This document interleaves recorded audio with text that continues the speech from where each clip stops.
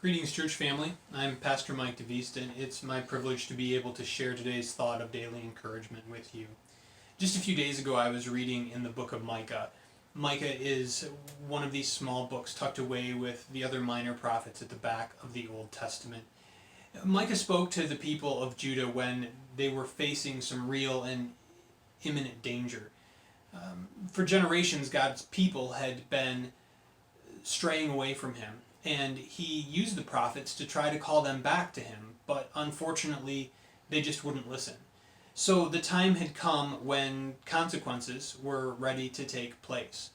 So like the other prophets, Micah came with accusations against the people for their rebellious ways, but also to offer a message of hope, to let them know that in the coming hardship and judgment that God wasn't done with them, that he still had a good plan for them, that he desired to draw them back together and to make them his people united under a righteous shepherd and king. And so in chapter 4, Micah announces these words: "Writhe and groan, O daughter of Zion, like a woman in labor.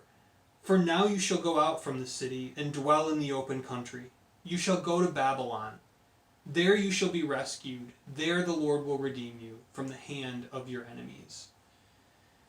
Babylon was the nation that God would use to carry out his judgment on the people. The inhabitants of Judah were actually taken out of their own nation and lived in exile in Babylon for 70 years.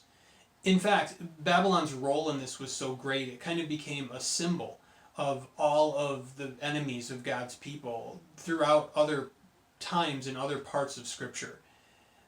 But here's what struck me about this verse. Through Micah, God says that it's in Babylon that people would be rescued and redeemed. The place of Judah's exile would also be the place of its redemption. Now, exile probably isn't a word that we use in our everyday language.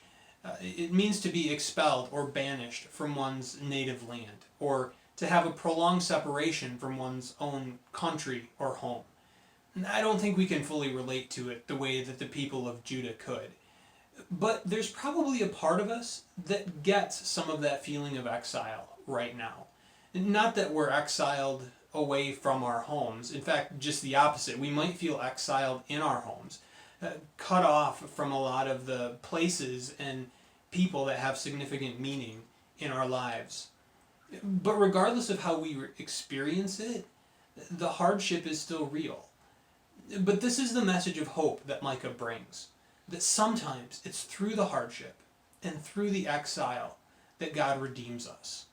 When everything else is stripped away, including those things that we tend to give a higher priority in our lives than it should have, it puts us in a unique place to let God shape us, to let him be the priority in our lives again.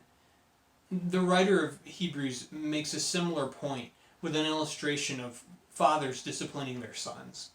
We read, "For they," that is our earthly fathers, "disciplined us for a short time as it seemed best to them. But he," that is the Lord, "disciplines us for our good, so that we may share in his holiness." For the moment, all discipline seems painful rather than pleasant, but later it yields the peaceful fruit of righteousness for those who have been trained by it. The Message paraphrase helps clarify this a little bit when it says, "The trouble you're in isn't punishment, it's training. And it's the well-trained who find themselves mature in their relationships with God." Discipline is training, and God will use every opportunity to train us to share in his holiness. I don't know how this season of COVID-19 is impacting you personally, or your family, or your routine. I doubt that it comes without its challenges. We can be honest and say that it's hard. It maybe feels a little bit like exile.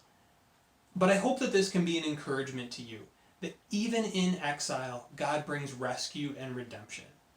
And I pray that he will use this time as a unique season of training in all of our lives to make us more holy like him.